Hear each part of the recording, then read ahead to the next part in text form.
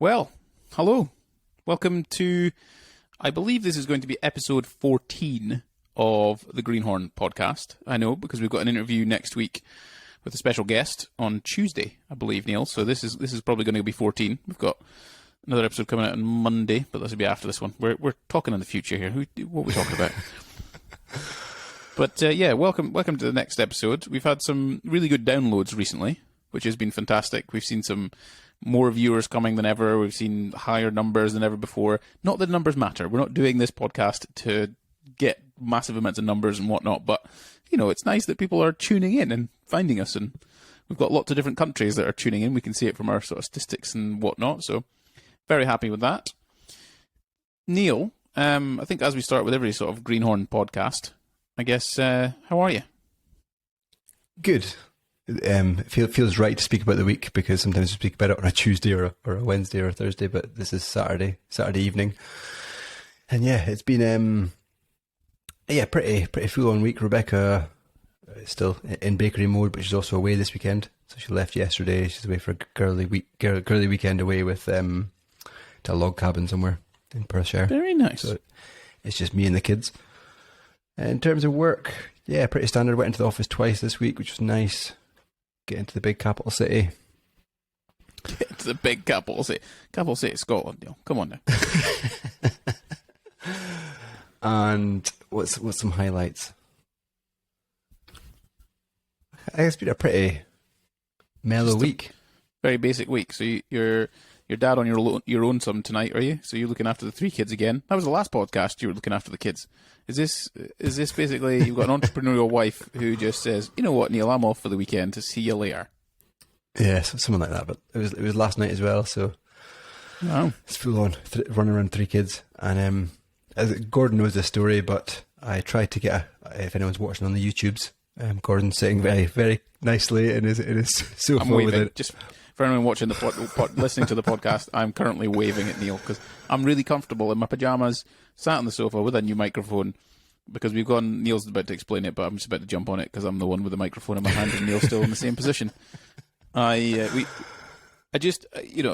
Neil said it last week. He was like, "Oh, it'd be really nice if we could just do this podcast from the sofa rather than because normally we're sat at a table, right, Neil? And it's a little bit less comfortable." So I decided to get myself one of these sort of hand microphone things to be able to record into, and now I'm just sort of chilling, sat at the sofa having a conversation with Neil. And I think as well, for us, or for me, if I'm travelling a bit or we're away anywhere, this is going to be much easier, right, than having to sort of cart around a stand or whatever else. We can just sit here, headphones on, plug in the interface and do a podcast, which is kind of part of it, right? It's part of getting this out every single week and just making no barriers. Enjoying the process as well, right? Yeah. So, not a particularly busy week for you then, Neil? No. But back to the microphone story. I was jealous of Gordon. He sent me this morning, so I was I'm going to find one on Facebook Marketplace. So I messaged a few people, got a bite, but it was about half an hour, 45 minutes drive away. Will I do this with three kids? And I decided to do it with three kids. Hold on a minute. Hold on. That's something I didn't realise. You drove an hour round trip with three kids in the back. 4 kids, so the story gets a bit more elaborate. Wow. I had a friend over for dinner, and I was desperate to get this microphone. I was like, "Do you want to go on a road trip?" And Isla's friend popped up and said, "Yeah." So I took him, as a good dad does, I took him to Tesco and got them to choose a sweetie each, and that made the car journey even more exciting for them. Wow. You know, when I was 18, I'm sorry, your dad took you on a late night round trip and a sweetie just to get himself a microphone that unfortunately hasn't quite worked, so we're going to have to test it out later on. Yeah, weird thing is it works on QuickTime, but not through Riverside. But kids had a blast. An hour of, what's the game we're playing? I Spy. Wow. Yeah. I was actually talking to Laura's parents about the car games that they play with their kids, and they'd end up playing things like, you know, get the words right to the first for the song that's coming up before it starts, and you get points and all that kind of stuff. So I'm sure, Neil, you're in the thick of making sure kids understand that they need to behave in the car while Dad's driving. So rather than that, you're just playing games with them all the time, aren't you? Yeah. So hence why all the kids got sweets and I got a bottle of red wine. Oh, look at you. Perfect. Anyway, how's your week been? How's my week been? It's been good, you know, a solid week overall. We had a busy vlog day on the Thursday, so I was filming for Ali on Thursday where we went to Penguin Books. So if you didn't know, Ali's currently in the process of writing a book, so he went off to go and do a little presentation to they're called the rights team. So each of these books, they basically sell the rights to different countries and different other sort of publishers across the world. So places like China and South Korea and America and across Europe and all these sorts of other places. So he did a presentation to them, which was really good, actually, absolutely solid. And I think it's kind of part of the like promotional aspect of having a book. You know, you have to like sell it to the teams, talk to people, just basically go through what's happening and just generally promote the book and talk about it, so they can go off and then promote the book even more. So I think that was really, really good. Then I filmed most of the vlog for that on the Thursday. Then we conspired as a team to do a team social, where one of the girls that works at the fora that we rent out of or have a space in, she is a singer in a band. So she was hosting like an evening in a pub area, bar place. So we basically went for dinner as a team social, then all went to the bar and to watch this band. But we'd conspired with her to get Ali on stage to sing. Wow. Because he takes singing lessons, he likes playing guitar, he likes playing piano, all that kind of stuff. So yeah, he was a great sport, got on stage and sung his heart out. Nice. I'm looking forward to that vlog. Yes, so that'll be out soon. We're also preparing, we've got a trip to Dubai next Wednesday night, our flight is, and we get back on Sunday. So that'll be fun. It's going to be just busy. Like, I'm just going to be working the whole time. So it's not like I'm going to be able to go off and enjoy like we did when we were there. So it's just going to be work and whatnot. Apart from that, I'm trying to think what else we got up to in the week. I saw my friend Johnny for a beer on the Tuesday night. I hadn't seen him for months because he's got himself a new girlfriend. You know what happens to folks when they get new girlfriends, right? They just decide to honeymoon ditch. period. Oh, they just ditch their mates, right? You know, girlfriend's much more important than seeing their mates. So we got to hang out, which was really nice. We had a few beers on a Tuesday night, so I was feeling a little bit rough on the Wednesday morning. But you know, I'm an employed guy now. I can turn up to work with a wee bit of a hangover, not like the old personal training days. And generally speaking, that was kind of it, to be honest. I have been actually watching Kanye West's documentary. I've heard about this. I've seen it on Netflix, but never dived into it yet. Oh my! This just the story about the guy who filmed it for him is enough. Let alone enough to just watch it, because this guy, I think he was Cody. He got to know Kanye through some sort of hip hop scene in Chicago. He then sees the talent of this guy Kanye West, who was a producer in Chicago, making tracks and all sorts of things for people. He wasn't a rap star as such, but he believed in him so much, he decided to move from Chicago to New York whilst Kanye was trying to get like a record deal and just follow him around with a camera and film him. Wow. Now, didn't just follow him around and film him for a little while, 21 years. Jesus. And 21 years he's followed him around, filming all of his journey, documenting his process, just doing everything with him. And then he's got, you know, hours and hours and hours and hundreds of hours of footage. Netflix come along. Oh, we'll buy that for $30 million. Wow, that's mad. Is it the same guy that got invited to take photos at his wedding or something? Or like maybe. I've no idea. But at the end of the day, to truly believe that this guy Kanye West, and of all the rap stars, of all the hip hop stars, of all the producers at that time in the 90s, you know, he was like, yeah, Kanye's going to make it. So he just gave up his life and just followed him around making movies. That's mad. That's bonkers. Like that is. But the documentary is absolutely fantastic. I'd 100% watch it. And yeah, it's a really good thing to watch. I'm thinking we're halfway through the second part 2 section of it. There's 3 parts. And I just find it phenomenal that this guy gave up his life and was like, you know what, I'm going to follow this guy Kanye around and make movies. He didn't even have a record deal when he started doing it. And then he gets a record deal, starts working with Jay-Z, and then just becomes one of the biggest rap stars ever. That's mad. Yeah. Wow. $30 million. That's all right. That is pretty cool. Nice. Yes. Well, Today's podcast is actually, we were going to talk about where we grew up, farm life versus city life. Me, for those of you who we can give probably a quick little backstory, me and Neil grew up on, was that like a 60-acre farm or something like that? Yeah. Yeah, so like something like a 60-acre farm in rural Aberdeenshire. Again, applying context, so farms, you could be quite close to places and whatever else. We weren't. We didn't have mains water, there's no mains gas. There's no pavements, no lampposts, no delivery. Like, you couldn't get anything delivered to the house. It wasn't for takeaway. If you wanted a taxi, you're probably struggling. Phone signal, very little, to be perfectly honest. So we were like super, like, I think there was even, I remember my dad saying there was a fern growing because there was such an oxygen saturation levels in the farms. We were so far away from like pollution and all sorts of stuff. And we got a bus to school, and I remember years where we used to get like snow drifts so bad that we get like a month off school and all these kind of things. So I kind of wanted like to talk about basically the comparison between our lives then, perhaps differences now, what we enjoyed, maybe what we do differently for our kids, like just to basically kind of talk all about that. So we got some chat, we got some notes. Hopefully it's something of interest. And Neil, I think you wanted to kick it off with some random thought to start. Success comes with cost. What's this all about?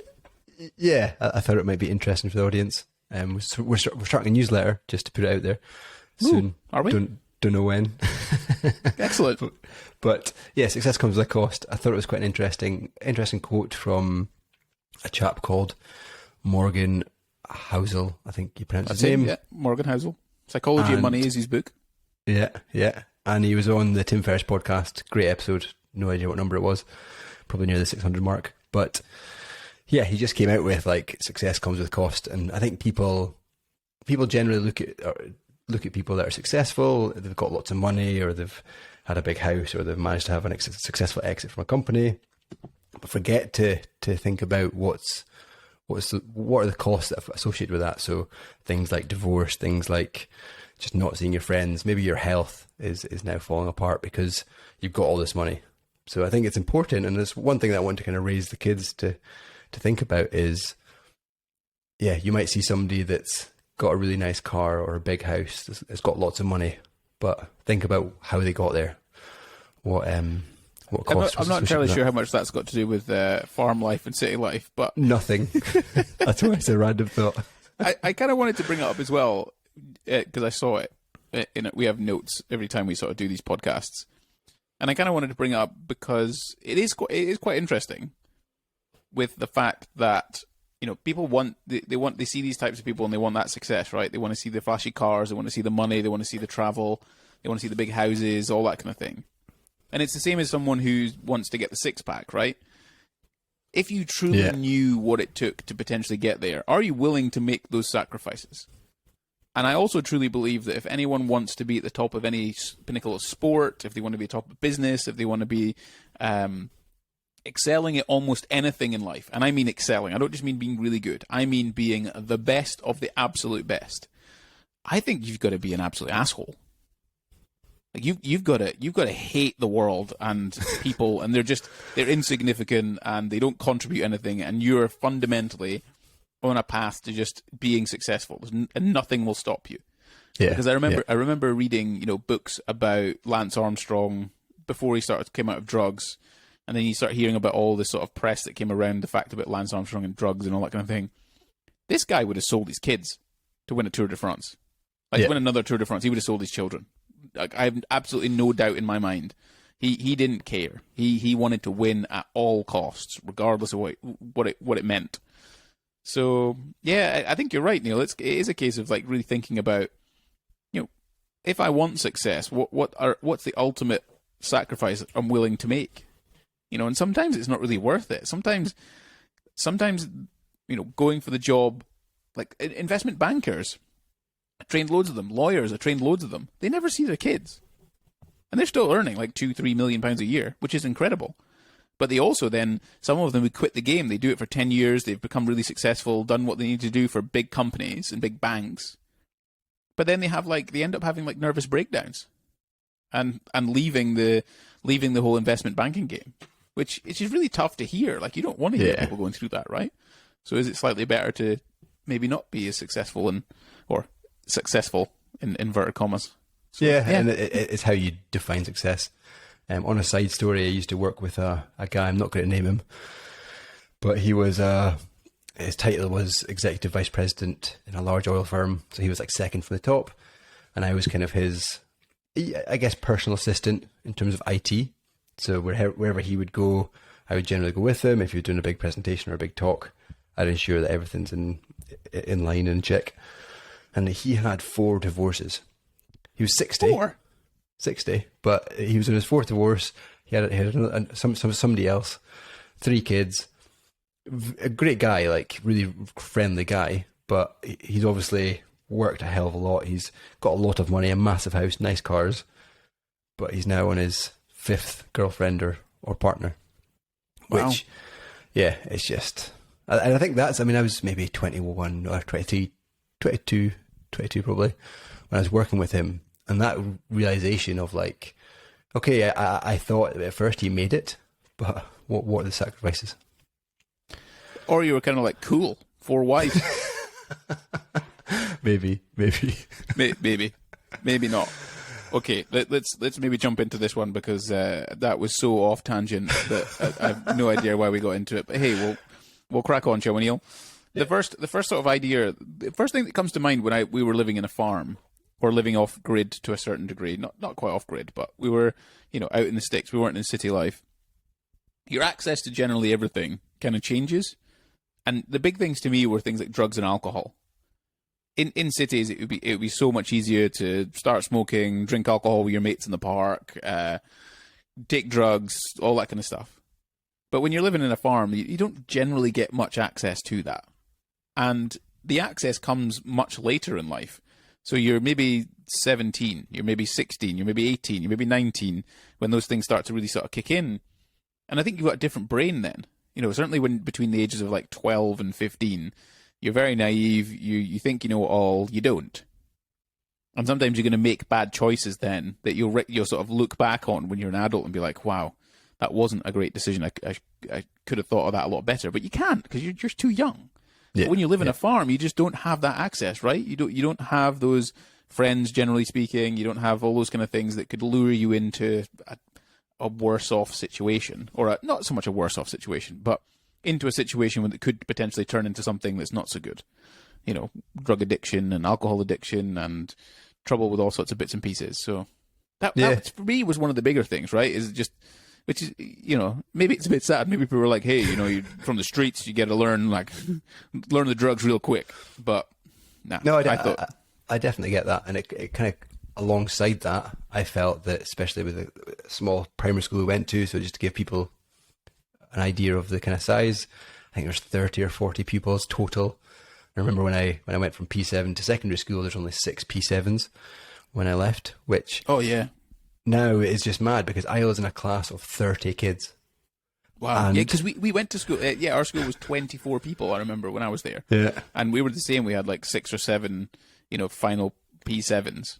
But get this, there's P2 and there's P2 A, B, and C. Wow. And each have 30 kids in them. Wow. So there's 90 P2s. Yeah. So that school, like that, but this is the thing, I don't think we can make it quite clear, is that the primary school we went to had 24 total children. Yeah. Total. Yeah. That was it. There was 3 classrooms, and each one had like P1 to 3. I don't know what years these are, maybe in English schools, but I don't care. 1 to 3, maybe 4 to 5, 6 to 4 7. to 5, and then 6. Yeah. So you'd only have maybe 15 kids in the entire classroom, if that, to be perfectly honest. And alongside your kind of drug chat is you've got closer friends.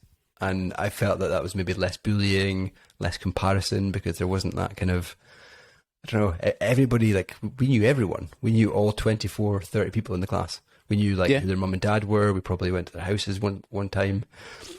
24 people go to a birthday party when I left. Yes. Yeah, that's right, but then equally you don't get the diversity that comes with that type of thing, right? We grew up, I think even into secondary school, it would be rare that you'd see someone that was from another country or of a different skin color. You know, the whole primary school, it was all white kids. There was no Asian kids. There was no African kids. It was just all white kids. So I think I get the balance, you know, and it's kind of, the primary school aspect of things was great because you got so much access to your teacher. You know, you knew all those kind of people at the same time. But, you know, equally there wasn't like a huge amount of diversity. I think there was one French girl there. Yeah, I had a few. That was I had it. a few people in my year. Again, I couldn't. Yeah, I don't want to bring that up because I don't know what nationality they were from. Right. But yeah. Anyway. But yeah. So the fact that we had less, because even then, like even when we went to secondary school, it was a bit bigger. It was kind of 1,200, maybe 1,100 kids, and you know classes were obviously much bigger. But even then, like Inverurie Academy was like 25,000 people lived in that town, so it wasn't really that big either. You know, I live in a city now with 9 million people. Yeah. You know, you just imagine how big those schools are. Huge. Yeah. So it's kind of a really weird, different scenario. Like, you know, when we used to get the school bus, at winter times, they used to not be able to make it to our front door because the snow was so thick and so big that we'd end up like a month off school, 3 weeks off school at times, certainly through like January and stuff like that. Yeah. Like that's pretty bonkers. You couldn't imagine that happening in the city, really, because you'd walk to school, or you'd get public transport to school, or you'd get the train to school, or whatever else. So, yeah, it's kind of just a bit different, wasn't it? Yeah, definitely. And like talking about being brought up, so rewind back to when we were tiny, parents had a fruit farm and relatively successful. So I think they supplied Marks and Spencer's and a few other local shops. But I don't really know the full story. I don't know if you know this, of why they stopped. I think they just said there was no money in it. Yeah. You know, a lot of work, and then a lot of pesticides had to get involved and all that stuff. So yeah, they stopped. But I think, even though I don't remember much of it, I was tiny at the time, but we were exposed to, I don't know, a crazy different childhood to what my kids and your kids growing up will be exposed to. So we had people that used to come from around Europe, stay in caravans, and there's photos of us like tiny with these random people that have turned up from Poland and stuff like that. And I think, although we can't remember it. Yeah, we did. We had caravans. Yeah. So so as Neil said, we had a fruit farm, and there was strawberries, gooseberries, raspberries, blackberries, that kind of thing. And like Neil says, we used to sell them to major supermarkets. But yeah, we used to get fruit pickers that used to come and stay, and there was caravans that were down the bottom, and they used to come and stay there, and then we had like a common room place where they could all hang out, and then also go to the toilet and shower and all that kind of thing. And yeah, that was kind of also different, because I remember meeting new people through that and experiencing that. But again, I was probably a bit too young really to remember exactly what that was like. But yeah, there's maybe that thing, you know, when we talked about that entrepreneurial aspect of things, you know, that's kind of brave to decide to start a farm when, like, Dad was never been a farmer before. Yeah. I mean, he did buy the farm as a working farm, so what was going through his mind? Like, could you imagine Neil just going, you know what, I'm from Edinburgh, and I've lived there for most of my life. Went to private school. I'm 30 something, and you know what, I'm just gonna go to Aberdeenshire and start a farm. Yeah, don't know. Maybe we can tease that out of him when he comes on the podcast. Well, I think we probably have to. His motivations. But that kind of led me into thinking about us growing up. Our access. Mum was very good at this. You know, she was always cooking, and she looked after us when we were growing up most of the time. So she was very good with sort of the whole food and, you know, all sorts of like vegetables, and very much promoting sort of fruits and all that kind of thing. And as you can imagine, living on a farm, first of all, you have less access to processed food, just generally because you're sometimes rearing your own things. Like we'd have geese, we had pigs, we had, what else did we have? Chickens, turkeys. Yeah, turkeys, that kind of stuff. So we raised our own, and we did, you know, eat well.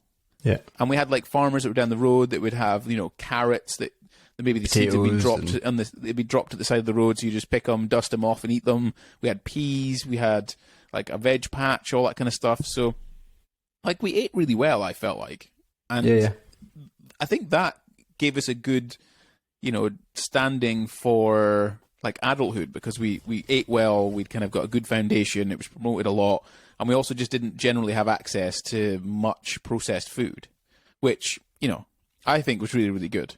Yeah. I mean, I've got McDonald's literally a stone's throw from my door now. And that makes a big difference, though, doesn't it? Like, your access to stuff. Like, if you've got access to be able to just go down the road, like, we can get in our car, like, expend no energy, essentially, driving to McDonald's, go into, go into the drive-through, and then basically, by the way, Neil's pouring wine. He's not in the toilet taking a piss, just to clear that up. And now he's just slammed it down and just bumped the microphone. Gordon's got a thing for good quality audio. I do, because it's a podcast, Neil. I want people to enjoy it. But if you listen to Tim Ferriss's podcast, you'll hear him drinking sake and slurping away. Yeah, maybe. Well, okay. I've lost my train of thought a little bit there. Neil sounded like he was doing a wee on the podcast and people aren't watching it. I find that access thing, the health aspect of stuff, I think it was really, really good. And like you say, we can go into that car, expend no energy, do a drive-through to McDonald's and consume 5,000 calories, no bother. Whereas for us, because we didn't have that access and couldn't find, like, there wasn't a McDonald's. There's not a McDonald's in Inverurie, is there? No, like, it was miles away. So it was always 45 minutes away. But it was a treat, right? Something that massive. When we're going into Aberdeen, Mum would get us like a Happy Meal, and that would be like our little treat thing that we'd get. And I think that's okay. It's a realization that this isn't something that's every single day, that it's something that we can enjoy and do when we sort of go and, go out or whatever else when we go into town. So for me, that was one of the biggest sort of good things about, I suppose, living on a farm overall for me. Yeah, and the freedom aspect. So I don't know if you remember that we used to go up the road, and for people that are listening, it was probably, I don't know, a 15-minute walk up that hill and up to Jerry's house.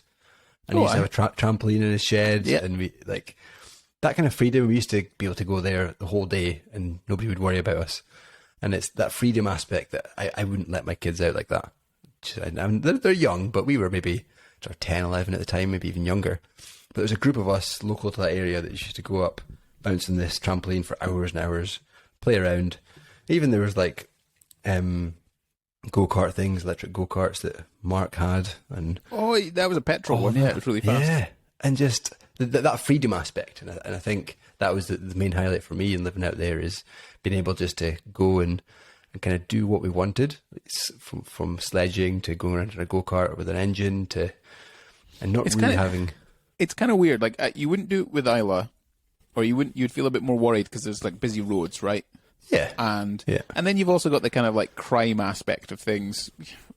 It's probably overplayed slightly, but it's the more people that are in a certain vicinity, the more likelihood there's going to be someone. Yeah, higher percentage of people are going to, or a higher amount of people are going to want to do bad things. Just by default, the fact you've got more people there. So yeah, tighter communities, smaller communities, that's probably less likely to happen. But then equally, I'm kind of thinking, yeah, there's a lot of freedom to go around. We're less likely to go and like hit by a car or anything silly sort of happen. But still, we were also walking around farms where there's big tractors and combine harvesters and chainsaws and knives and horses cows and bulls. And like, we got chased. Like, I got chased by bulls all the time, and got chased by cows who just had calves, and sheep with lambs would charge at you, and there was all sorts of stuff went on. Like, it wasn't. I'd say it was definitely like safer because you could just roam around and there's no like cars and whatnot. But I suppose it was still kind of part of it. Like, we had an air rifle when we were kids. That's right. You could still do bits and pieces like that. So I'd agree. Yeah, the access to be able to go like sledging or trampoline or that go-kart thing that Mark had and drive around. It was great fun. Yeah. But yeah, there's still that farm life thing. But the farm life thing was really good in the sense that if you consider, is Isla ever really going to know where chicken comes from? Like, is this embarrassing to say? But the answer is yes, but only because we've been to something like, it's called Craigie's Farm down here, but it's essentially like a farm with a coffee shop, and you can go and see the chickens and see the eggs coming out. And so you can see the chickens, but do you see them getting killed? No, you don't see them like getting slaughtered or their heads cut off or what. Sorry, this should be a PC podcast, but my point being on this was that we grew up on a farm where the life and death cycle happened. That we raised animals that fundamentally we ate. And Yeah. we also reared to eat their eggs, and we reared them to consume them at Christmas. And, and there was kind of like, there's a sad process of that when you're young and you're getting to know these animals and you name them and you pet them. Like I remember the potbelly pigs that we had, and I used to ride them when I was really small. Yeah. And the chickens that we had, and when they died, we didn't necessarily eat, I don't think we ate the old chickens. Henny penny. Hens. Yeah, henny penny. But they were, and they died as well. They didn't live that long, and we had to sometimes bury them because we were very fond of them. The potbelly pigs that we had, they got slaughtered, and they got filled the freezer. Butcher. Yeah, and they filled the freezer and they fed ourselves from them because we got all sorts of sausages and things from them. We had turkeys, we had geese, and we also went hunting for rabbits. Like we had the snares. The snares and the ferrets, and that's right. We'd go off and catch rabbits because we had to control the population because they would eat crops or they would get sick and die, and there was all sorts of weird and wonderful things that happened with them. But Dad would kill them in front of us. Yeah, and deer stalking. Remember, we got people to come in and kill some deer. And they do. There was pheasants as well, so they come with their shotguns and do that. And sometimes maybe now it seems quite shocking if people are listening to us. They're like, "What do you mean you saw your dad killing rabbits, wild rabbits in front of you?" But that's a farm. That's if you live in the city, that's not something you'll probably ever have to experience.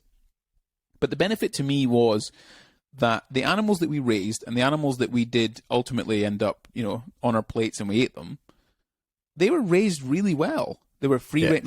When I say free range chickens, I literally mean they went anywhere they wanted. They would cross the road. They would go off into 60 acres of free range. Yeah, fields and all sorts of stuff. And that was a hell of a life. They got fed very well. They got looked after very well. They were protected or as best we could from foxes and things. And the eggs were incredible. They were absolutely fantastic. And equally, the pigs that we raised, they were good free range pigs that got good lives. They were well looked after. Same with the geese, same with the turkeys, all that kind of stuff. Yeah. So it's sometimes when I have these kind of discussions with people, they're like, it's horrible, it's animal cruelty that you have all these kind of big farming production stuff. And I don't disagree that a lot of animals are not really looked after very well at all, just for us to consume them. But I think it's also important to know where good farming practices come from and what they look like. And ultimately, the existence of livestock is always going to be there, and we're always going to consume it. But I think we should just take care of the fact that these are animals, these are living organisms, that we should treat them as well as we possibly can, and with the respect that we would deserve ourselves. But also understand that they are there not as a pet, they're not there to do much more than potentially go on our plates and enjoy them for what it's worth. Yeah. Does it harden you up? Maybe it does. But I remember. I think it does, because it's a bit soft. And I say this about Isla, and this will be about Livia and any other children, is that I'm not sure Isla will ever see an animal being killed in front of her. Yeah, you might be right, unless it's on TV. But yet she'll eat many of them. Yeah.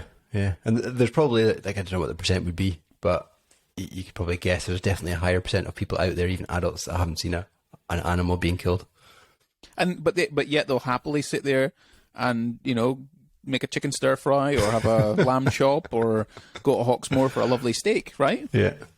And there's that kind of disconnect, I feel, and there's too much of a disconnect on that. We should be aware of where our food is coming from and how it's reared and how it's nurtured and managed and whatever else. So yeah, I guess that to me that was a big thing of it, was that realization that things die. Things also die because we're going to consume them, but how you raise them and rear them is really, really important. And and I think it also made for healthier produce. It made healthier lives. I think it was just better from that perspective. So another thing I remember, and you wouldn't see this in a town or a city, is the amount of fires we were able to have. And just Dad, one weekend he has loads of things to burn. There might be newspapers or old wood, or we used to get the fire going, and then when the embers kind of went down, kind of towards the later part of the evening, used to get the toast out and then toast the toast over the fire and get the butter out, and it's such fond memories. When I think about it, I really do. I worry, or I feel a bit guilty My kids aren't going to experience that. My kids aren't going to have those kind of Yeah. fond outdoor. I mean, we take them camping a lot. We try and expose them to the elements, and our primary school is quite good, so they go to the forest and they create fires themselves. But I don't know, it's just not the same. Or I don't think it would be the Yeah, but same. we also, I think there's two parts to that I would give you. First of all is I will make our own memories. Yeah, yeah. And she will likely reflect on them the same way you have. And I don't disagree that our memories of living on a farm were fantastic, and they were. And yeah, like Neil says, we'd have bonfires, we'd build dams, we'd go shooting with an air rifle. Shooting pigeons. Yeah, we'd have bows and arrows. We'd have these big bonfires. We even had like a Christmas tree line thing that I think was planted at some stage. So every year we'd go and pick a Christmas tree and cut it down and take it up to the farm. And there's a lot of idyllic and magical things that come from it. But equally, like I say, part of the growing up process, the older that you get, you can't really hang out with your mates as easily as you could, right? So there's like an element of boredom there if you don't have the access. So if mum and dad couldn't drive us somewhere, or for whatever reason they couldn't take us somewhere, it's kind of quite a boring place. Like you wouldn't have had, if you couldn't drive and stuff like that. I think that's good though. Like, do my kids experience boredom as we did? The answer's no. Definitely no. There's too much media out there. There's too many things to do. There's screens. So yeah, I think boredom's important. But also, if you remember, if parents couldn't drive us or they didn't want to drive us, we'd get on our bikes. Like you used to cycle your BMX to Inverurie. I used to cycle occasionally, maybe not as much as you, but yeah, like I don't know. You kind of make your way, and I definitely don't think that was a negative.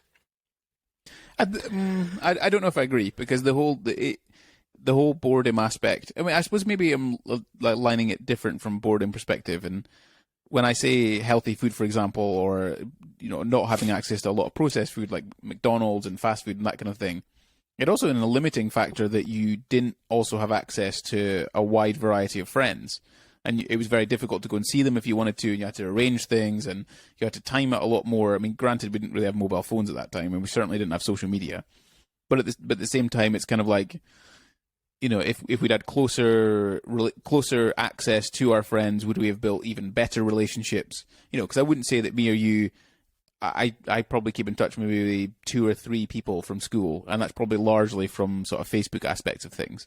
And I do wonder if we'd had better access, like lived closer and had neighbours and all that kind of thing, that we'd probably built stronger relationships with people that were from school, and that might have been a positive thing for as we are adults now, Yeah, I think you're probably right, because I always got a friend, Madeline, who comes over at least a few times a week, and other friends that come over just whenever they want. They kind of come round to the door and drop in the door. And I do,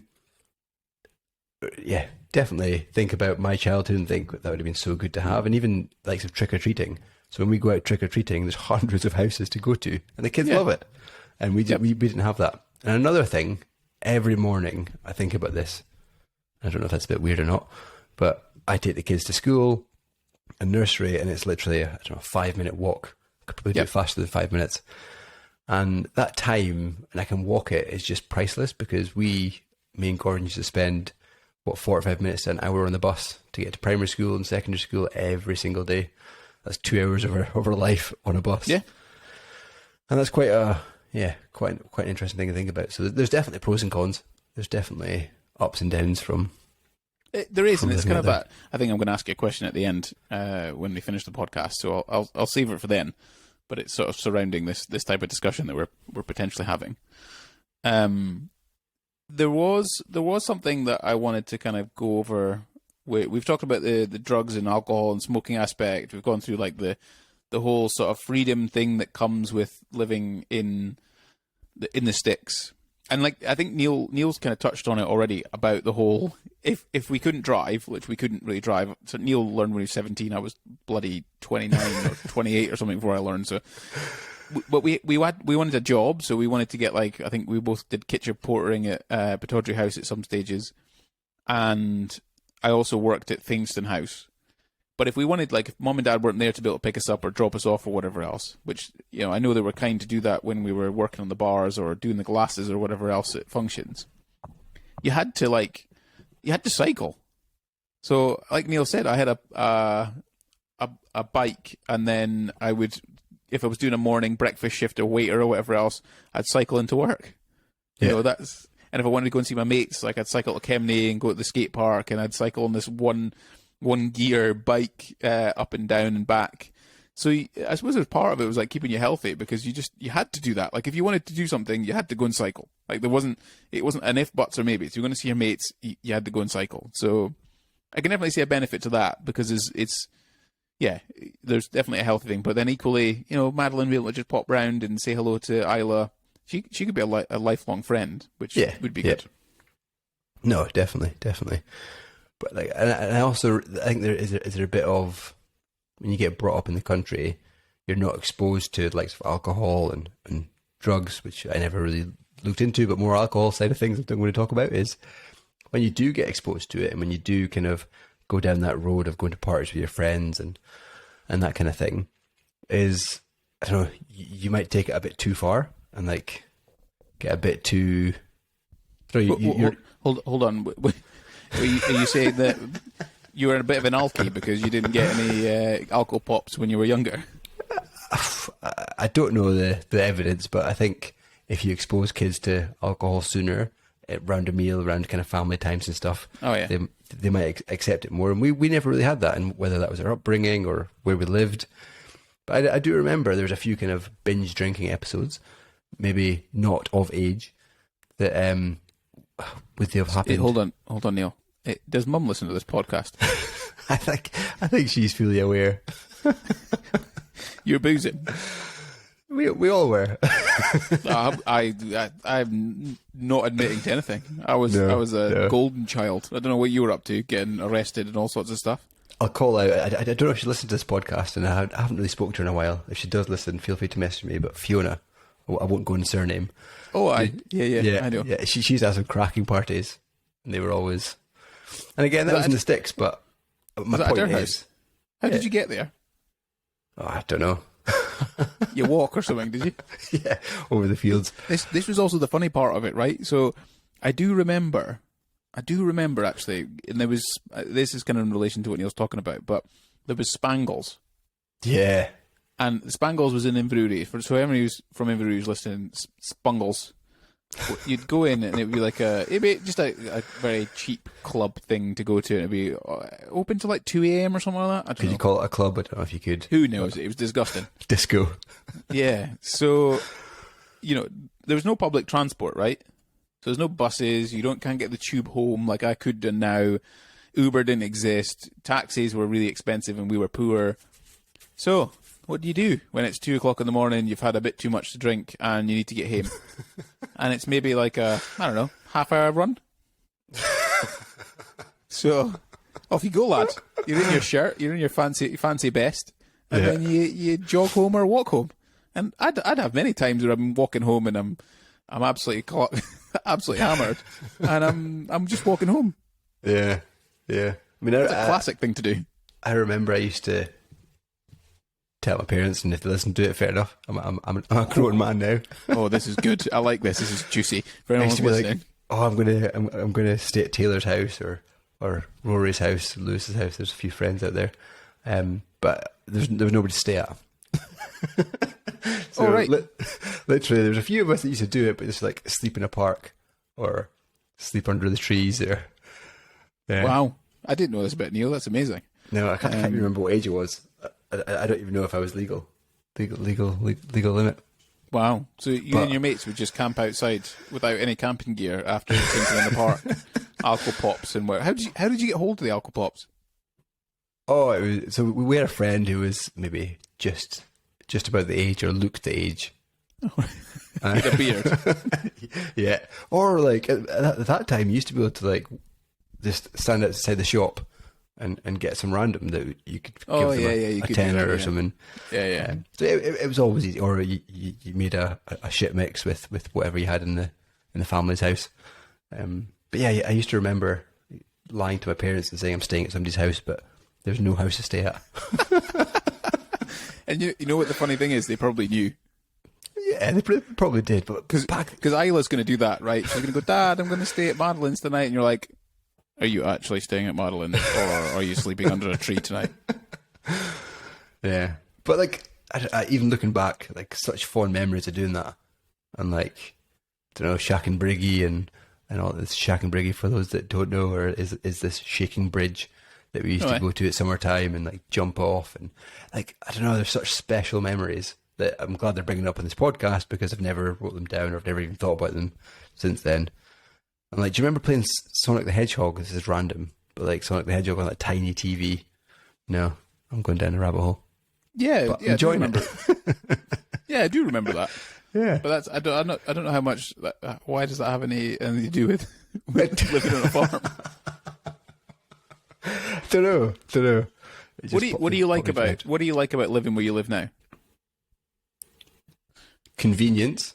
So I can, if I want to make a dinner and I don't have some ingredients, I can nip to the shop. Or it takes me 5 minutes to do or drive to Tesco to do my weekly shop. Before, I used to live in Inch, like as an adult with the kids, and that used to take me 30 minutes to drive to Tesco. So that kind of convenience. I can take my kids to school, which takes 5 minutes, as mentioned. Yeah, like I've got everything around me. I don't have to worry, and I've also got a train station, and you don't have to worry. I think that's a big part of it, right? Yeah, if the weather's bad, or because we used to have, when we were at the farm in Bograxie, so we haven't actually mentioned it. It's Bograxie. we for example would have torrential rain and that would get into the well that we'd use for the water that was clean. Yeah, and it would go really dark and peaty. And the problem with that was you can't drink it. And you can't drink it, so you'd have to go, like, Mum and Dad would have to go to Tesco's, and but that would be like a 25 minute drive to get to Tesco's just to get us, like, clean drinking water. Like, that's not good. That's not something. Like, yeah, but now you feel much safer, and you don't have to worry too much. Like, if you need to get medicine for Isla, or if you need quick access for, like, an ambulance, or for, like, a doctor thing, or whatever else, like any medical emergency, it's much faster now, and much less of a worry and safety.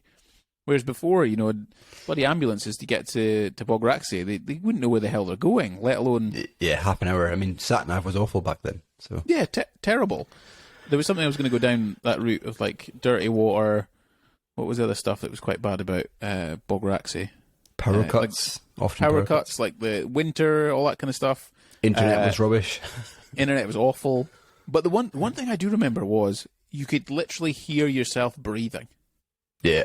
It was so quiet, quiet to honestly, the quietest place you've ever been in your life. You couldn't hear planes, couldn't hear anything. It was like absolute silence. And I remember that. I remember going back, like, because living in London, I've lived in London for nearly 10 years. I remember going back, and you'd be lying in your bed. I could hear myself breathing. It was freaking me out. How dark does it get? Like, it gets completely pitch black. But the darkness was really interesting as well, because sometimes if it was a really clear, cold night, the stars would be so, like, bright and massive that it would be almost like they're coming down on top of you. Like, the sky was just insane, like, absolutely insane. And there's only a few other places I've seen that, like the Philippines, in Burma. I remember that, so sort of low population, low light pollution. It was just that was absolutely magical when you got that. That was crazy, actually, really crazy. I definitely remember that, and like, we're very fortunate that we can go to Skye, or anybody can go to Skye, but we've got a family house up there, Rebecca's side, where that kind of has the same skies and same things. And I think if anybody's listening and they've maybe transitioned from living on a farm to having a family in the city, you can still do things to expose your kids. So things like camping, things like going on wild adventures, and you just said there's a few things you can do to expose your kids. Calm down. To them. I'm almost a bottle down. So. There's a few ways you can help your kids realise what it's like to live on a farm or have that kind of life. Thanks for paraphrasing me.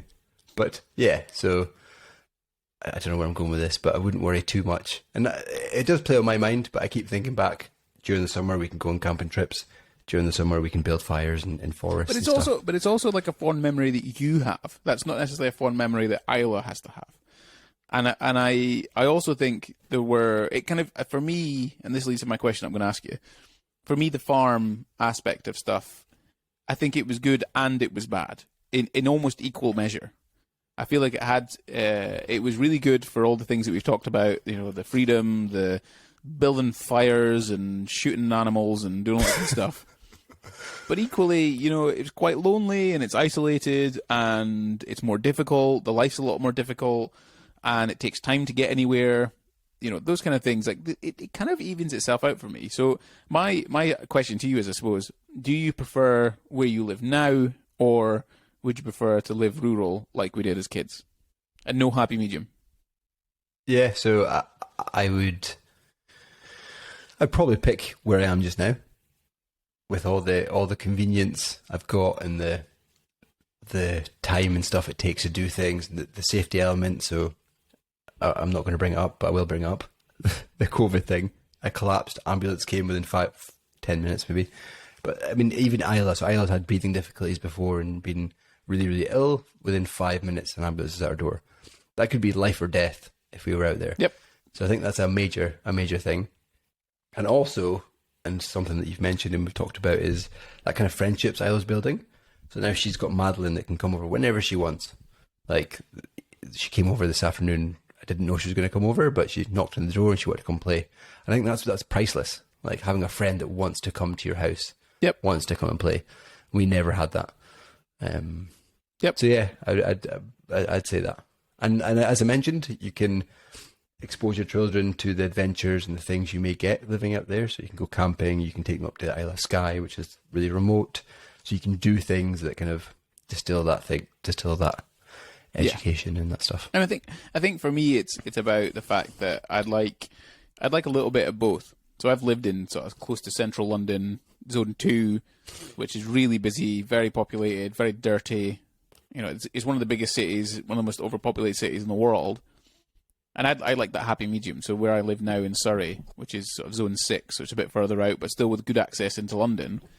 Again, it's a lot more leafy, but I'm still I'm in a terraced house. There's still people surrounding me and whatnot, so I'm not quite away from everything. But eventually, I think I want to do that. I do have dreams of potentially when I'm retired, moving to like Dorset or something where there's the beaches and things. I can walk dog, and it's not, Isle of Skye is very beautiful, I'm sure, but on a bad day, that's a harsh place to live. Whereas when you're down south, you're getting 30-degree summers easy, and the winters aren't very harsh, and they're really nice. So I think, and also I'd probably say, certainly when you're getting older, or when you're in your 20s, for example, go live in a city. Go in, when you can put up with the hustle and bustle and the craziness that a city brings, but it comes with that access, right? I don't think I'd be where I was if I'd stayed in Aberdeen or stayed in Inverurie. No way. Same. No way. And having that access has been brilliant, but there is a certain point where you just gradually move out, right? But I still think I want that, like you say, Neil, that access where an ambulance can come and get me if I've got COVID and decide to pass out because I'm an idiot. Yeah, or your kids. But on that kind of being in the suburbs, so to speak, so we're a stone throw from a forest, and you can run a 10k around that forest. So although I say I'm in a town, or Dunfermline's not a city, but I'm in a kind of built up area, I've still got access within a 5-minute walk to the forests, the greenery that you might want to expose your kids to. I used to actually find that quite funny. So living in London, I used to go for, let's say I went for a walk with a friend or something, and they'd be like, "Oh, we're going to go to a forest," and I was like, "Oh, cool! I live in London now. I haven't been in a forest for ages. That'd be brilliant." You get there, and there's a beautiful car park. Toilets. It's right next to a motorway. So you're walking around the forest and you can hear the lovely, obviously, motorway going up and down. And there's that beautiful car park. So if you need a wee, you're not going in the forest, you're going in the toilet. They supply you with tissue, and it's scented, and it's really nice. I just remember walking around it thinking, this is not a forest. If you don't need it airlifted out of here if something goes wrong. You can get an ambulance here, no bother. In fact, they can probably drive up to you. It's not. Whereas when we grew up, a forest was like a forest, and I mean, it's overgrown. Dense. You can get lost. It's dense. There's animals. It smells nice. You can't hear any cars. You can't hear anything. It was it was a very different kind of way to grow up. But I'm glad we did it. I'm glad that's where we grew up, and it gives us at least, it's that choice thing, right? You've got two different places you've lived in your life, and you've got perspective. Yeah. So Yeah, I would recommend it. I'm not sure many city people could survive out in the rural Aberdeenshire like we did, because I remember Dad moaning about a woman that was up the road that couldn't believe that she couldn't get gas. Yeah, She was really upset about that, and her Wi-Fi was terrible. You're like, well, you're in rural Aberdeenshire. What do you expect, woman? Yeah, mad. How has that been almost an hour? I don't know. Maybe it's the bottle of wine I've drank. I think I swear you've drank pretty much every single podcast we've done. Maybe not every single one. No, that's maybe harsh. Yeah, 50%. But I've got 3 kids, no wife. There's someone I need to do. There's so many violins Niels goes for in these podcasts, doesn't he? Oh, yeah. I'm on my own. My wife's away, and I've got 3 kids. The person who says living with their in-laws, nanny on tap. Look, you could live with your mum and dad if you want. They're just down the road. Yeah. True. Well, exactly. On that note, yeah, let's round it up. I see you've already planned. You've already planned episode 15. Oh yeah. So we have our next. I said, yeah. What episode did I say this was going to be? We're going to run out of which episodes we're on now. I think it's a 13. Right. So if we make this 13, right? So I lied at the start of the podcast. I'm terribly sorry. We have a Mr. Scott Bapty coming on our next episode. That I think we're recording that on Tuesday, so a couple of days or 2 or 3 days after we recorded this one. So I'm very much looking forward to chatting to him about running business and dad life and how he gets on with that, because he's got his second one on the go. So he's in kind of the intermediary stage between me and you, effectively. Yeah. He's currently pregnant, already has one, and Neil's basically considering getting a vasectomy to cut his bits off. And he lives in a farm, I think. Well, kind of. It's pretty rural. So I think we'll get some good chat from him, so you can pop in some questions on episode 14. But I did put in episode 15, where I was like, things you want to do and you haven't, and why do you want to do them? So it's almost like I'm basically saying to you, Neil, I'm like, right, there are things you clearly want to do in your life that you've thought about and you've kind of pondered, and maybe we can go through them and I can ask you some questions on them, and maybe you can ask me questions on some of mine. But I want to know why are you not doing them? Like, what's stopping you doing them?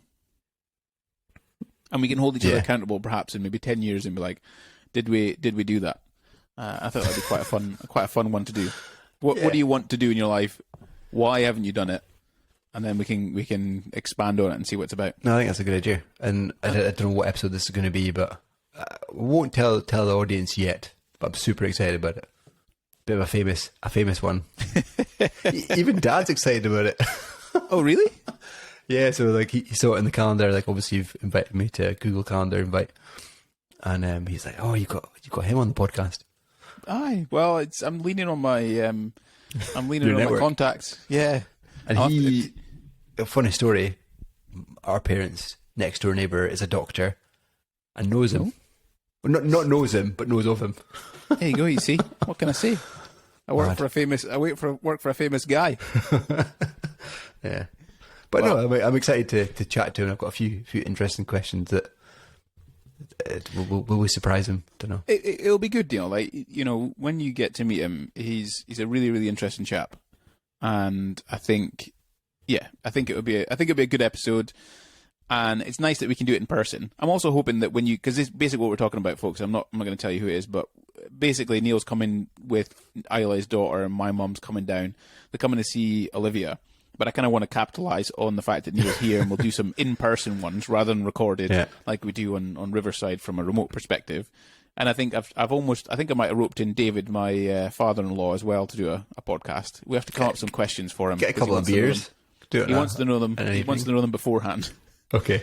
And I also wondered, you could interview Laura potentially. That might be quite a good podcast. You can interview my wife and see what she says, and you can have a conversation about something. I don't know how awkward you are. You're a bit awkward, so it might be a bit weird. We'll see. Okay, I think we can probably call it there on the podcast. I am hoping that this new microphone setup, it works for Neil when he actually tries to figure out how this thing's going to go.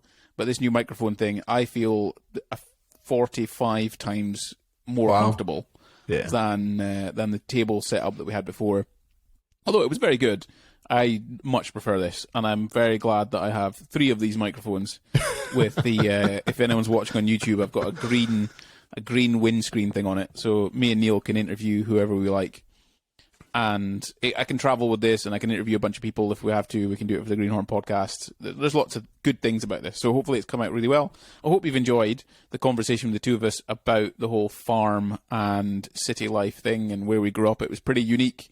We didn't really have much choice in it because Mum and Dad wanted to live there, and we were probably underage to be able to do anything else. But fundamentally, it's definitely very different to where we live now, and we've got a lot of fond memories. But hopefully they've picked up a few things. Any closing remarks, Nelson? No, just subscribe. Amazing. Wow. That was fantastic. Subscribe. I'll have a closing comment next week. Excellent. After 2 bottles of wine, I hope. For anyone watching on YouTube, you can probably tell. Yeah, he's a bit rosy-cheeked. Neil gets a bit rosy-cheeked and a bit loose-tongued when he's had a few drinks. Yeah. Right, we've definitely rambled on too far now. We've gone past the hour mark.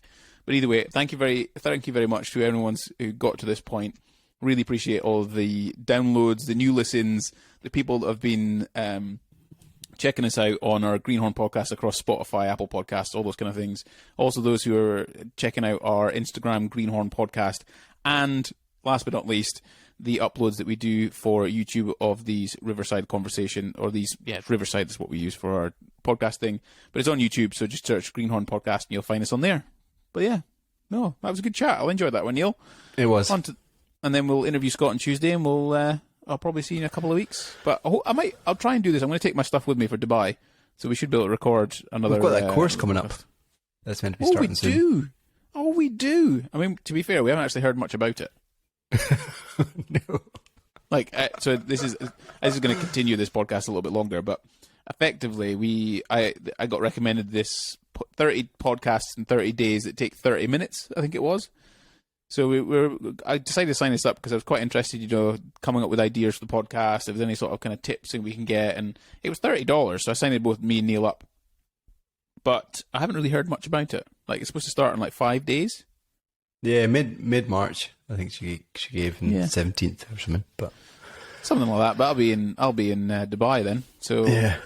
I'm going to take this stuff with me. Either way, I want to do at least one episode while I'm out there, and we can have a chat, and I'll get some nice background or something. We've got a fancy hotel, and nice. Yeah. Anyway, right, this is Drone Dawn. Anyone cool. Subscribe, comment. Thanks very much for tuning in. Spotify podcast. Love you lots. I'm going to end it. Goodbye. Bye.